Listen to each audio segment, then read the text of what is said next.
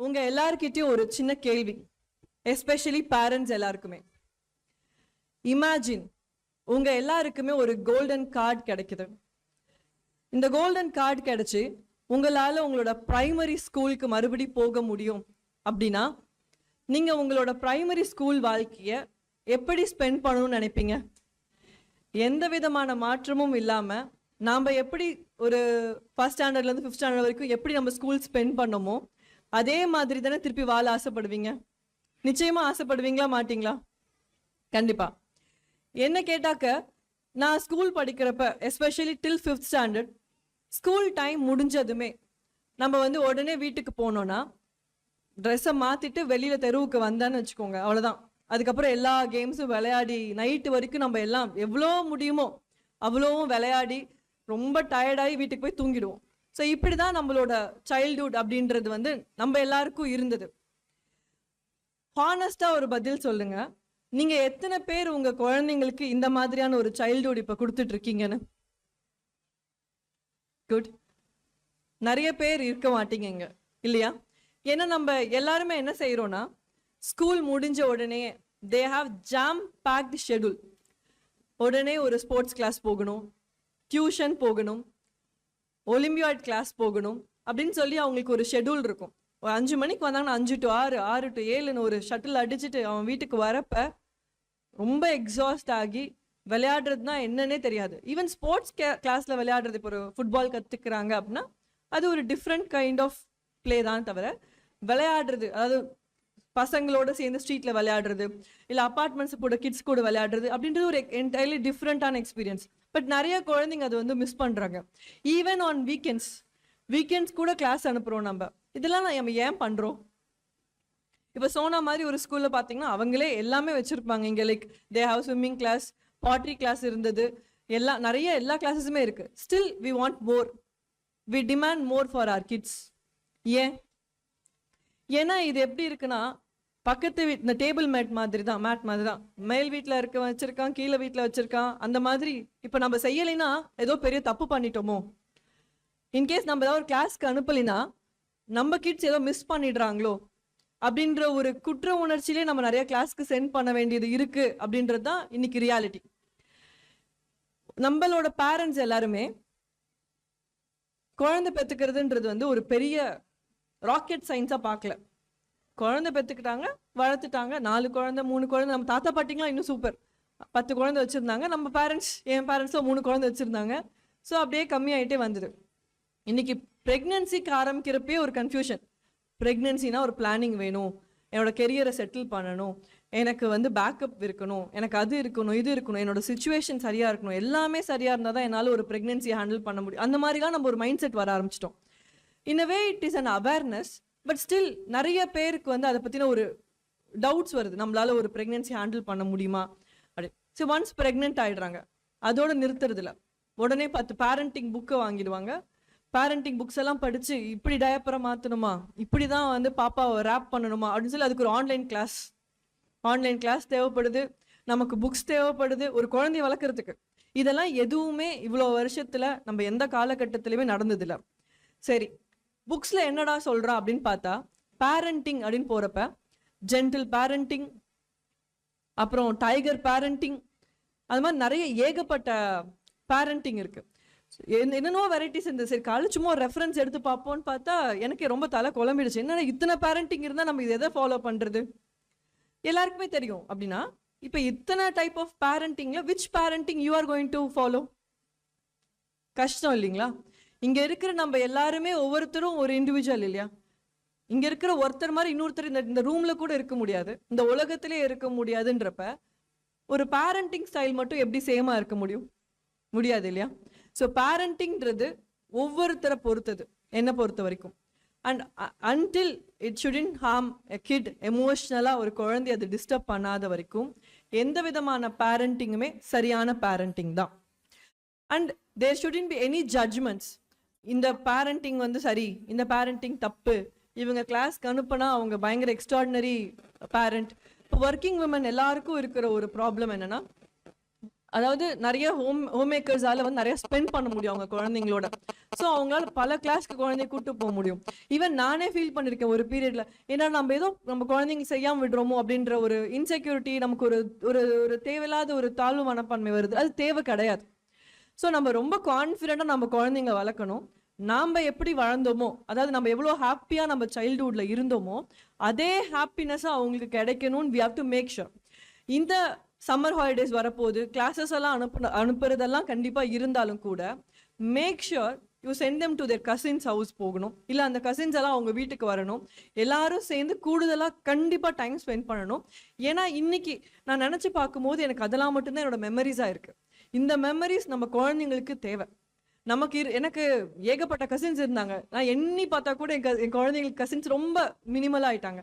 But இருந்தாலும் அவங்க எல்லாரையும் கூப்பிட்டு இந்த சம்மர் ஹாலிடேக்கு ஆல்ரெடி ஒரு பிளான் போட்டு வச்சாச்சு. ஸோ அதை நீங்க எல்லாருமே கண்டிப்பா எக்ஸிக்யூட் பண்ணணும் உங்க குழந்தைங்களுக்குமே. Because they should have that memory. So இப்படி இருக்கும்போது சில சேலஞ்சஸ் நம்ம பார்க்குறோம். ஆஸ் எ டாக்டரா என்னோட ஹஸ்பண்ட் வந்து பார்த்தீங்கன்னா ஒரு ஆப்தமாலஜிஸ்ட், ஐ டாக்டர்.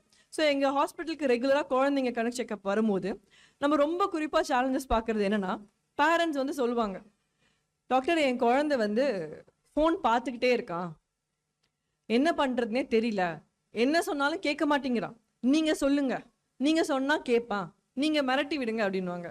லைட்டாக வந்து சொல்லுவாங்க. நான் சொல்ல, நீங்கள் சொல்லி கேட்காத குழந்தை, அம்மா அப்பா சொல்லி கேட்காத குழந்தை ஒரு டாக்டர் சொல்லி பயந்து உடனே கேட்க போதா? கிடையாது. அந்த நிமிஷம் கேட்கும். நாங்கள் கேட்போம், இந்த ஃபோனை யார் வாங்கினது? குழந்தையா சம்பாதிச்சு வாங்குச்சு? கிடையாது. ஃபோனை நீங்கள் தான் காசு கொடுத்து வாங்கினீங்க. அப்போ ஃபோன் பார்க்குற டைம் மட்டும் எப்படி அவன் டிசைட் பண்ண முடியும்? எப்படி ஒரு குழந்தையோட ஸ்க்ரீன் டைம் ஒரு குழந்தை டிசைட் பண்ணுது? இல்லை மேம் கேட்க மாட்டேங்கிறான், அழுகுறான். அழுகட்டும். ஏன் நீங்கள் குழந்தையா இருக்கும்போது அழுகலையா? நம்ம எல்லாரும் தானே அழுந்திருப்போம். நம்ம அடம் பிடிச்சது இல்லாம நம்ம பேரண்ட்ஸ் நமக்கு வாங்கி கொடுத்தாங்க? நிச்சயமா கிடையாது. எதுவுமே கிடைச்சது கிடையாது. பட் தேவையானது கிடைச்சிருக்கா? 100% கிடைச்சிருக்கு. போட ட்ரெஸ் இருந்தது, விளையாட டாய்ஸ் இருந்தது, எனக்கு பிடிச்ச ஸ்நாக்ஸ் எனக்கு எப்போ தேவையோ அப்போ கிடைச்சது. எனக்கு சாக்லேட்டுன்றது டெய்லி கிடையாது, ஆனால் என்னைக்காவது ஒரு நாள் நமக்கு கிடைக்கும். ஐஸ்கிரீம்ன்றதும் அப்படிதான். ஆனால் நம்ம குழந்தைங்களை நம்ம அப்படிதான் வச்சிருக்கோமா? நிச்சயமா கிடையாது. எப்போ கேட்குதோ ஸ்விக்கியில் உடனே ஆர்டர், உடனே வீட்டு வாசல்ல. அது பாப்பாக்கே தெரியுது. இப்ப அம்மா நீ உன் போனை கூட நான் ஆர்டர் பண்ணிக்கிறேன். அந்த அளவுக்கு அவங்களுக்கு ஒரு அவேர்னஸ் வருது, பிரச்சனை இல்லை. பட் அதை நம்ம கண்ட்ரோல வைக்கணுமா இல்லையா? ஸோ ஸ்க்ரீன் டைம் என்ன பொறுத்த வரைக்கும், இஃப் யூ திங்க் உங்க குழந்தை நிறைய நேரம் ஃபோன் பார்க்கறான் அப்படின்றது நீங்க கம்ப்ளைண்டா நினைக்கிறீங்க அப்படின்னா அது உங்களோட தவறு தானே தவிர அது குழந்தையோட தவறு நிச்சயமா கிடையாது. அதுல இருந்து ரொம்ப தெளிவாயிடலாம். என்னோட கசின் வந்துட்டு இருக்காரு, வெளிநாட்டுல இருக்காரு. அவரோட தம்பி வந்துட்டு குழந்தை வந்து டிலே ஆச்சு. அவரோட என்னன்னா ஃபாரின்ல வந்து இப்போ பார்த்தா தாத்தா பாட்டி கூட குழந்தைங்க இருக்க மாட்டாங்க, தனியாக தான் இருந்தாகணும். சிங்கிள். அப்போ தான் குழந்தை, ஃபர்ஸ்ட் குழந்தை, சின்ன பையன், 2 வயசு ஆகுது. ஆனால் ஸ்பீச் டிலே ஆகிட்டே இருக்கு. அண்ட் ஒரு ஹைப்பர் ஆக்டிவ்னஸ் நோட்டீஸ் பண்ணுறாங்க. ரொம்ப மைல்டு, ரொம்பலாம் இல்லை, மைல்டாக. உடனே என்னோட கசின் வந்து அதை ரொம்ப ஷார்ப்பாக நோட்டீஸ் பண்ணி சம்திங் ராங் அப்படின்றது நோட்டீஸ் பண்ணுறாங்க. நிச்சயமாக மற்ற யாராலையும் அதை கண்டுபிடிக்க கூட முடியாது. But she found out. உடனே வந்து ஒரு சைல்டு பீடியாட்ரிஷியன்ட்ட பேசுகிறோம், அப்புறம் ஒரு சைல்டு சைக்காட்ரிஸ்ட்டை பேசுகிறோம். அவங்க உடனே கேட்டாங்க, எவ்வளோ நேரம் அவன் ஸ்க்ரீன் பார்க்குறான் ஒரு நாளைக்குன்னு கேட்குறாங்க. ஏன்னா அவனுக்கு வந்து அங்கே யாருமே கிடையாது, விளையாட ஆள் கிடையாதுன்றப்ப நிறைய நேரம் பார்க்குறாங்க மேடம் அப்படின்னு சொல்கிறாங்க. அதுதாங்க காரணம், வேற எதுவுமே ரீசன் கிடையாது. உடனே அடுத்த ஃப்ளைட்டில் வந்து ஷி கேம் டு இந்தியா. உடனே இங்கே இருக்கிற நம்ம, ஏன்னா வந்ததுமே நாங்கள் கசின்ஸ் எல்லாம் இங்கே இருந்தோம், கிட்ஸ் எல்லாம் விளையாட வச்சாங்க. Within a month, you won't believe, within a month அப்படி மிராக்கிள் மாதிரி ஹி சேஞ்ச்ட்.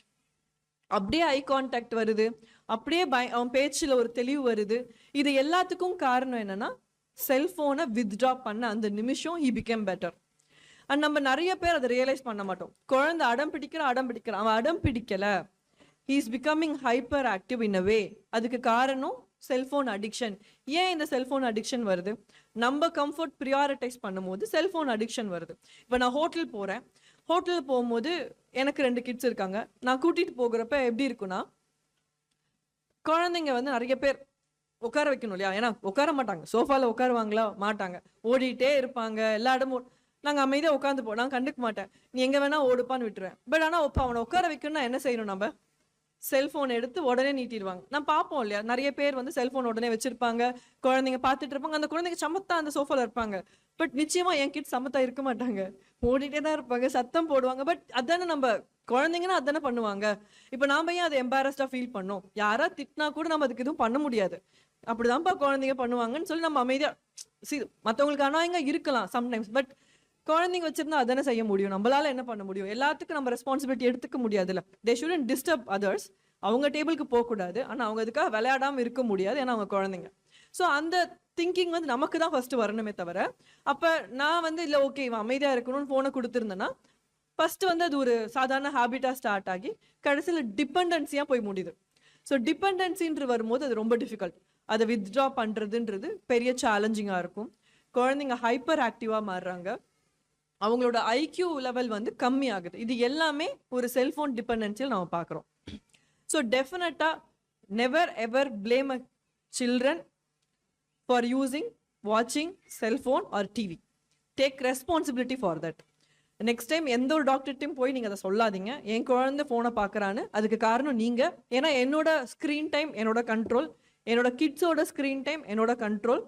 என் கிட் எவ்வளோ நேரம் டிவி பார்க்கணும், அவன் என்ன பண்ணணுன்றதை நான் தான் டிசைட் பண்ணுவேன், அவன் கிடையாது அப்படின்ற தாட் நம்ம எல்லாருக்கும் வரணும். அது தப்பும் கிடையாது.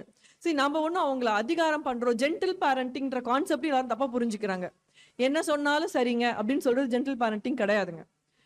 அவன் என்ன கேட்டாலும் தரதுக்கு பேரு ஜென்டில் பேரண்டிங் கிடையாது. It is call spoiling a kit. ரெண்டுத்துக்கும் ஒரு சின்ன பார்டர் லைன் இருக்கு, அதுல கன்ஃபியூஸ் ஆகக்கூடாது நம்ம எல்லாருமே. அடுத்து இது ஒரு சேலஞ்சா இருக்கும். ஸோ அடுத்து வேற என்ன சேலஞ்சஸ் நான் வந்து ஆஸ் அ டெர்மட்டாலஜிஸ்டா நான் பார்க்குறேன் அப்படின்னு பார்த்தீங்கன்னா, என்கிட்ட வந்து கிட்ஸ் நிறைய பேர் கூட்டிட்டு வருவாங்க. நிறைய ஸ்கின் இஷ்யூஸ்க்காக வர குழந்தைங்கள் இருப்பாங்க. பட் இப்போ என்னன்னா, பேரண்ட்ஸ் நிறைய பேர் வந்து ஒரு சின்ன குழந்தை, பிறந்த குழந்தை இருந்து ஸ்கூல் படிக்கிற வரைக்கும் இருக்கிற குழந்தைங்களே கூட்டிட்டு வருவாங்க.